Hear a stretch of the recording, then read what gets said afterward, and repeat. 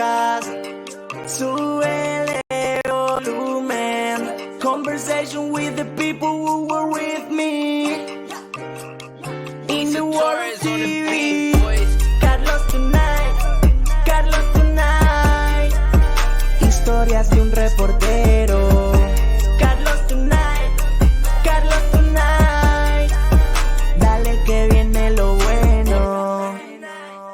Bienvenidos and welcome to another exciting episode of Carlos Tonight. This week, I want to introduce you to the creator of the internationally recognized comic book series, El Peso Hero, a character who uses his forces of good to help those along the U.S.-Mexico border. Hector Rodriguez III, welcome to the podcast. Hey, how are you? Hey, thanks for having me, Carlos. Thank you. An honor. It's good to see you and finally meet you. Yeah, likewise, man. Yeah, you've been making waves. Yeah. I saw that interview with Havoc, the luchador from San Diego, right? Oh, yeah, cool. Yeah. So you're a busy person, and you're not only the comic book creator, but you're also an educator, and then you're also the founder of the Texas Latino Comic Con, which, by the way, I went to 2 years ago with my nephew. Oh, wow. And It was amazing. We did cosplay. He entered a contest, and he ended up winning, I think, second place. Oh, nice. What was he? I'm trying to recall. He was the Joker, but the video game version. Yes. Awesome. Yeah, and I was like the Latino Spock. Oh, yes. I remember. Yes. Cool. That's awesome. So, my first question is, where did your love for comics start? Well, I grew up in the border, and really cool thing about the border is that it's such a bridge between cultures and worlds, and so I had definitely had the privilege of consuming the entertainment medium in Mexico and in the States, and so my love for comic books, comes from las historietas, as well as my father being a fan of Sergeant Rock. He was veteran military, and so he brought in home Mad magazines once he came back. Yes, and so Sergio Aragonés, great Latino Spanish Mexican artist, and so I mean, just early geek stuff, man. And so and growing up watching lucha, El Santo Tinieblas, Blue Demon, Mil Máscaras, being part of that world as well, and being a fan of American comic books too. Yeah. Did you have a favorite character growing up, and if so, have they inspired what you do today? Well, I would have to say that, I like to say El Santo, is El Mascarado de Plata. Watching him with, maybe it's just that something about those greater than life characters that you were able to feel and meet up, and then not also that, but El Santo was the first luchador to actually cross from lucha to film, and he lived that persona, and so I had that too. And within comic books, I love Todd McFarlane's Spawn, just because it had that grit, that realness. You're say African American protagonist, front and center cover, as Spawn. So tell me the moment you created El Peso Hero. Well, for me, I grew up in the border, but it was my dad being an Aggie for Texas A&M University. We moved from the border to Central Texas to College Station, and so to me that world was a culture shock. And I mean, one positive thing is that I had each Friday my father took us to comic book stores. In the border, there weren't any comic book stores. Yeah. I mean, you would have to go to your VHS rental mom and pop place, and they had the baseball cards, and they had maybe the comic books on the side, and so that was it for me. But going to an actual comic book store was a whole different experience. I was a kid in the candy store, but that lack of representation wasn't there. One of the things that I love about some of the just the Latino cinema was that, you had heroes that spoke your language, ate your own foods. When was the last time you saw Batman eat empanadas or menudo Right. pozole? And so to me, yeah, I long for that representation, seeing my culture front and center, seeing my language, uh, and my family, is of all shades, and so seeing a brown superhero there, it's something so uplifting, inspiring, and so yes, it wasn't until 2003 that I had one of the initial um, lights flicker or flame to create a Peso Hero, visiting my grandparents in the border and hearing some of those myths, rumors, and some of the crime stories, and you know, wanting somebody to stand up and defend the border. And so I was like, "Whoa, I'll just do it myself." Creating a Peso Nice. Hero. That's awesome. Do you ever get the opportunity to talk to folks and get what their reaction to your comic book? Like, what's it like? Yes, it's it's been I it's been a very interesting experience. Within Latino community, 100% on board. I'm very thankful. All the, very blessed that the community, our community, has been supporting me. Um, and so yeah, I mean, within the mainstream comic book industry, you get like, oh, why does he speak Spanish? Right. They don't really quite get him, and so this was 2011, and I started doing comic book conventions. El Peso Hero started as a webcomic July 27, 2011.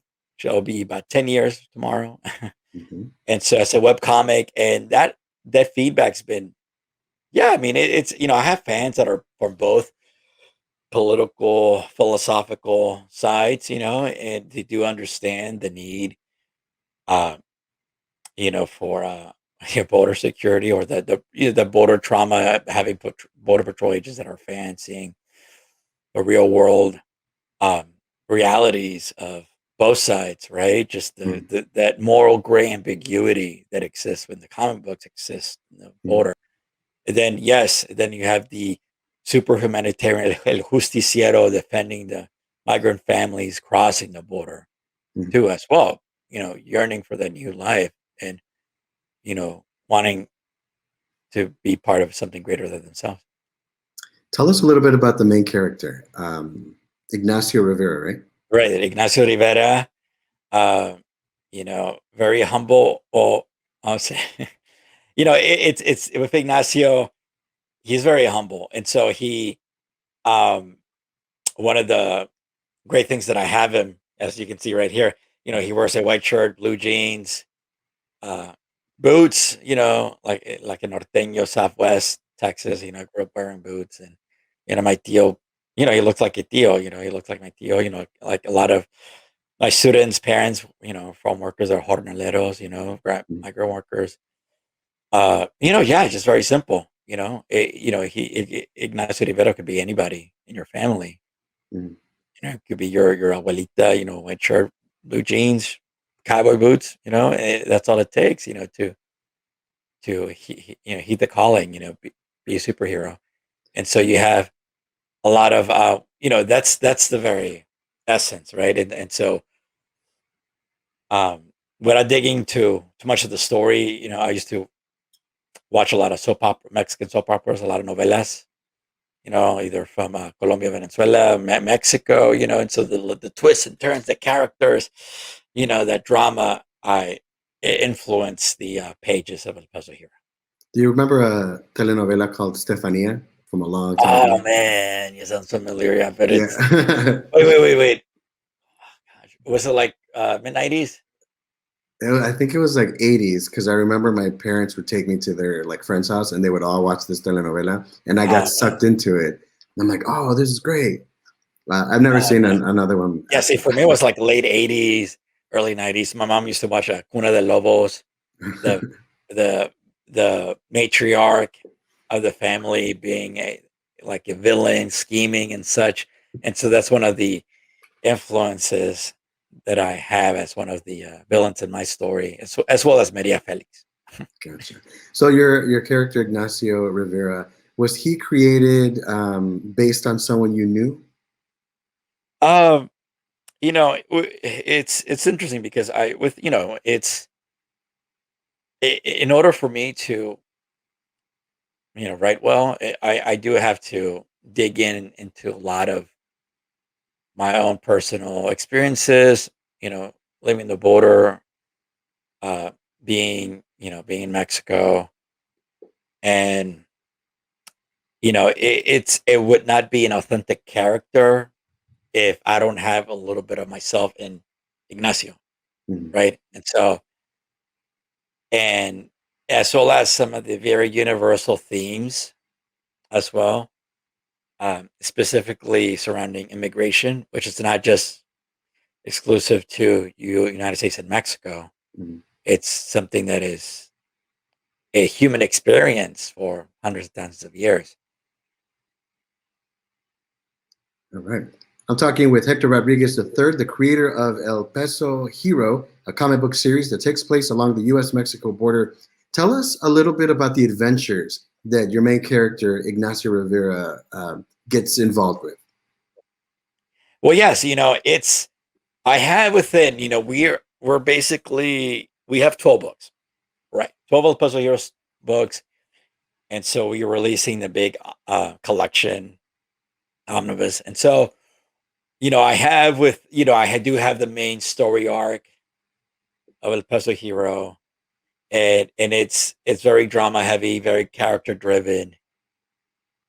And I do have I've had specific moments in time where I had to pause and tell a story that is more of a depiction of current events Mhm. or something that I've actually have written before that needs to come to light. For example, El Puzzle Hero Borderland, where El Puzzle Hero breaks into a detention facility. And within these pages, originally, it was Ignacio rescuing uh, migrants, refugees, Mhm. right? And so, and unfortunately, I had to make some writing changes, and instead of adults, it needed to be children, Mhm. just to reflect of the dire reality. I Yeah. mean, we're talking about 2018. I mean, even now, come on, let's not kid ourselves. Yeah, You I know, bet that hit home for a lot of people. yes, it did. It did. It was a very emotional book, and one of the stories, Puzzle Voter stories. I've had I have the privilege where pre-COVID I visited a lot of schools. I was in a school in Austin, and one of the fifth grade students there made a personal connection. Let me see if I can share with you. Nope, I got it right. Yep, made I made a personal connection to one of the cover for Mhm. Best Your Voter Stories, and and she was in tears because she's never seen a comic book, a piece of literature that really spoke to her that from her own experiences crossing Wow. as being 5 years old with her mom, just them two by themselves crossing the Rio Grande. And it was very impactful, very personal, brought a lot of feelings. And and for me, it was such a humbling experience as the creator, writer that, you know, eh, maybe within these pages, she's able to, feel a connection that her story, her journey is being shared with the world. That's awesome that you're able to provide that to kids who sometimes may have not seen a comic book or anything like that. That's awesome. Congratulations, by the way. You said 10 years? More than 10 years? Yes, 10 years. 10 years. Big milestone. How are you going to celebrate?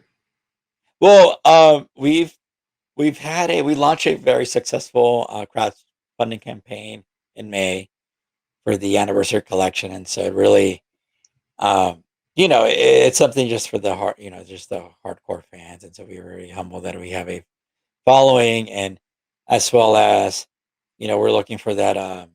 It's 10 years to finish a story arc. Yeah. Uh, yeah, nine books. Actually, take that back. 12 books. Yeah, 12 books. It And finished a it's your story arc, baby. right? Yeah, and so and and so everybody's excited for that, and one thing that I do, I am very lucky to blessed that I have a team and an artistic team with me now. I have a Chema from Mexico, a Guillermo from Argentina, a lot of support from different artists, different cover artists, from all walks of life. And yeah, they just feel connected to Ignacio, to El Peso Hero. And so, we're looking forward to telling more El Peso Hero stories. Where did you get the Uh, name, by the way? Peso Hero, it's Spanglish, Mhm. Peso Hero. And so, uh, one of the stories behind the name, the moniker, is that the Border Patrol agents were belittling his heroics. Well, in Mexico, he's known as El Toro Pesado, like the myth, the legend, kind of like the mito. And so in the states across the border, they started calling him El Peso Hero because his heroics are not worth a devalued peso. And so, kind of like it put on belittling him, but that moniker catches on, Mhm. right? Like wildfire. And Ignacio takes it on. Yes, I am a Peso Hero, you know. And so it's just something that evolves. That reminds me, I was watching an episode of Superman and Lois on the CW, Yes. and they had like what is it? Like a moment like that where you just described, where Lois is like, "What's your name?" and he's like, "Whatever you come up with, or the media comes up with." And then he flew off, and then another stranger comes and says, "Who was that guy?" And she goes, "Oh, Superman." So it's pretty cool. Exactly. So I read somewhere that your comic book may be turning into a feature film. Correct. Tell me if Yes. that's true, and if so, what can you share? Yes. No. Definitely. Within the span of 10 years, I've had moments where I've had interested parties in creating, bringing El Peso Hero, the story of Ignacio, to the bigger screen, to the larger screen, and we were always looking for the right partner. Something that really get the world, get the character Mhm. sense. And because it's something that's me myself being indie, being independent, I've always been very protective, because I do have friends that work within the mainstream comic book industry, and some of the challenges that comes around with creativity. Do you really own the character, or is it borrowed? Right. And so, um I like you said, this is kind of like my baby, right? And so Hmm. I've always been very protective of who I share the world with Ignacio. But it was 2019. I had a email from Javier Chapa, somebody from El Paso, Hmm. Tejano, Chicano, and making waves in Burbank, California. And so they've been following El Paso Hero, and so they thought it was a great time to connect and see what we can do. And so before you know it, we've had some really great talent being attached as the producers as well. One of the big names, Eli Roth, as well as Jay Hernandez. Seeing some of the stories gravitating, being gripping, and yeah, I mean, it's so it's. I mean, what could I say?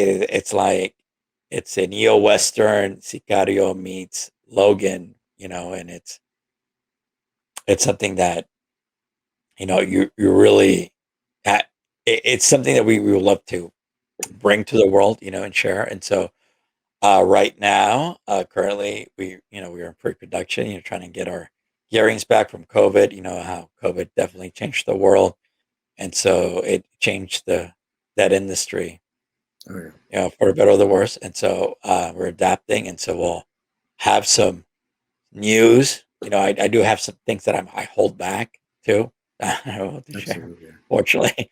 Something I really want to share, but yeah, just check out social media. Hmm. You know, That's and exciting so news.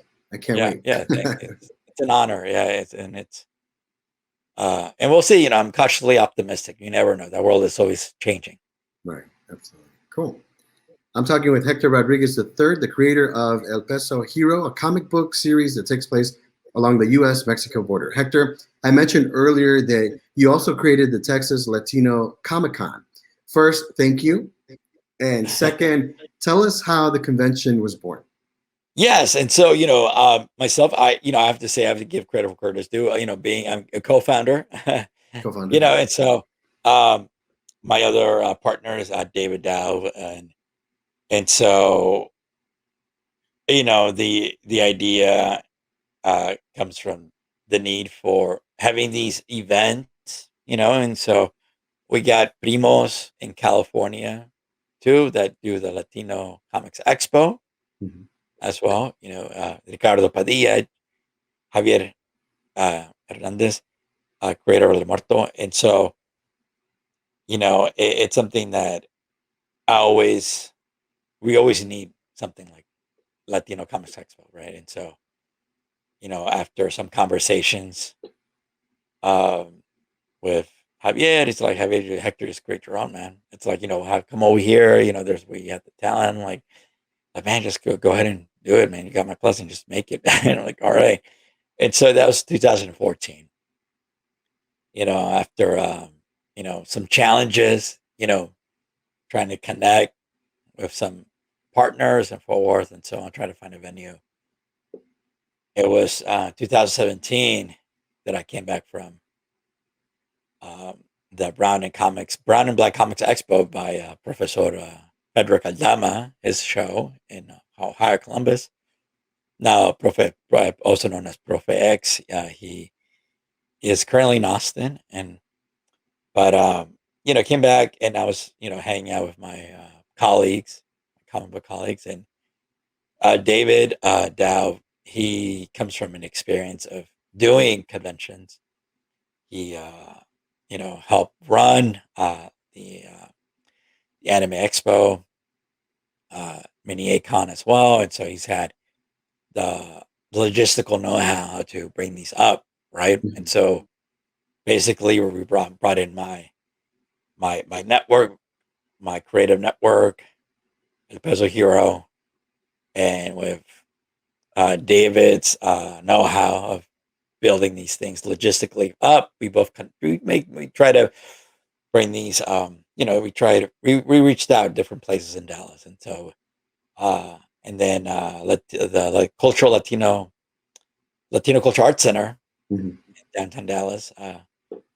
You know, uh, s- became our home, Awesome. and so it's been such an amazing experience. I know that been getting a lot of questions. You know, when is the next one? Yes, we will have one this year, but it will be virtually.